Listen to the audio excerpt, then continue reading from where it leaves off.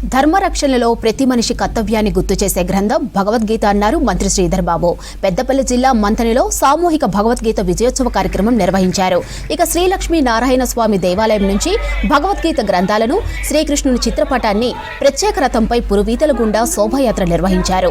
Wonder book of రికార్డులో చోటు సంపాదించిన సనాతన ధర్మ ప్రచార సమితికి ప్రశంసా పత్రాన్ని అందజేశారు మంత్రి శ్రీధర్ బాబు. ఈ కార్యక్రమంలో పురుషోత్తమ ప్రాప్తి యోగాలను సామూహికంగా పారాయణం చేశారు.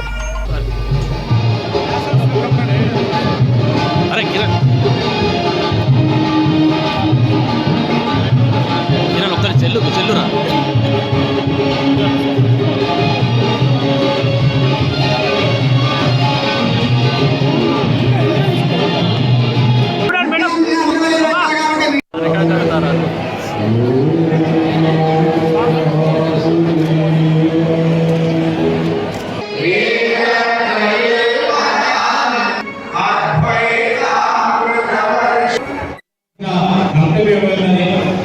చెప్పదలుచుకున్న రెండు ప్రధానమైన గ్రంథాల్లో భగవద్గీత ఒకటి.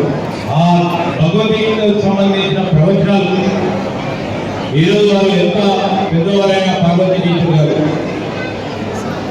87 ఏళ్ళు వారికి. ఆ 87వ సంవత్సరంలో కూడా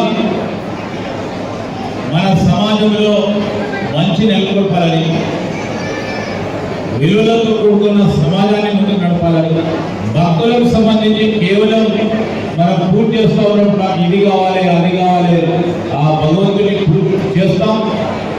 దాంతోపాటు భగవంతుడు అంటే భక్తి శ్రద్ధలతో కూడుకున్న ఒక ప్రధానమైన అంశంగా వివరించడానికి అనేక అంశాలు ఈ భగవద్గీతకు సంబంధించింది. మరి 5,000 మందితో ఈరోజు వారు నిర్వహించిన ఒక ప్రధానమైన వ్రతం అనుకోవచ్చు, కార్యక్రమం అనుకోవచ్చు, యజ్ఞం అనుకోవచ్చు, 660 రోజులు